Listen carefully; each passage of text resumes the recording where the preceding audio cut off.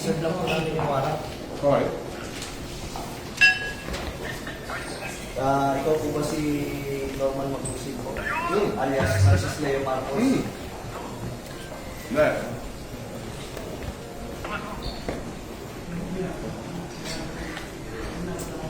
Okay. Parang saan yan? Bago pa po yun, ayanin pong masahan ko po kayo ng ano. Kita mo, sir? Kita mo? Operativa ng CIBD. Kayo po ba, ulitin ko po, kayo po ba si Norman Mangusig alias Francis Leo Marcos? Yes, ako.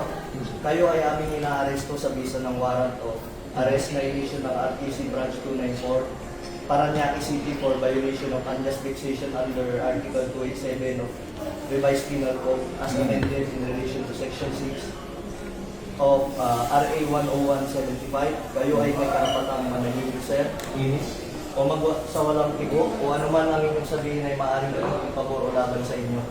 Sa anumang hukuman, kayo rin ay may karapatan kumuha ng sarili ng abogado at kumuha ng kung wala po kayong sariling abogado, kayo po ay pagkakalooban ng libre ng gobyerno.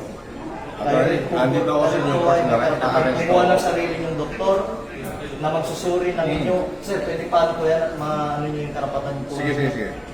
Kayo rin po ay may karapatan po magpasuri sa sino mang doktor at kung wala po kayong kakayahan ay pagkakalooban po kayo ng libre din po ng gobyerno ng doktor na susuri po sa inyo. Okay. Ito po, naiintindihan niyo po ba ang inyong mga karapatan? Naiintindihan ko.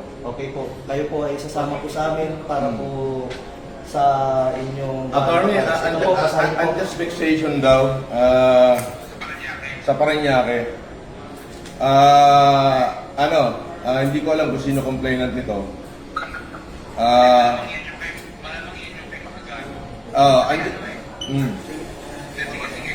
Andito ako sa Newport, ina-arresto na nila ako, sasama ako ngayon, hindi ko natatapusin itong pagkain ko. Inilive na nila ako. Pwede bang sasama na lang ako, Brad? Huwag mo na ako ipahiya. Hindi, kailangan po kasi may procedure po tayo. Sige, sandali. Hiramin ko lang. May procedure po tayo, sir. Attorney, nasa ka ba?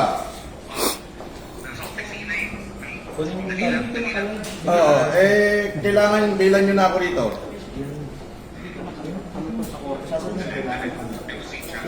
Nang live ko yun, lalabas ng live. Hindi naka-live ko.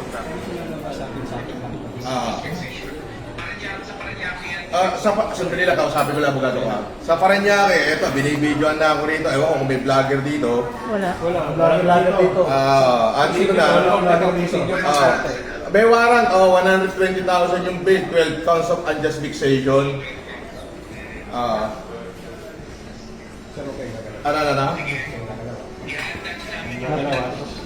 Kayo nagsasabi. Paano to, attorney? Andito naman pala, tinitigilan pa kami.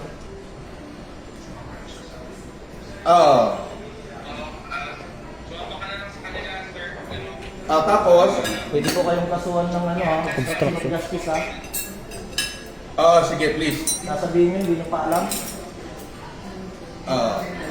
Binabawalan nyo kami mag-video, pero pwede pa lang mag-vlog. Pwede ba yun? Babaglag sa... Sino daw pwede contact person dito? Sa pag-video man, sir. Sir, sa CIDGNCR na lang, sir. Sa Camp Crame. Nakasad yun. Bawat CIDGNCR Karame. So, doon ako dadalhin sa CIDGNCR. Yes, sir. Karame. Yun nga po. So, dadalhin daw ako sa CIDGNCR Karame.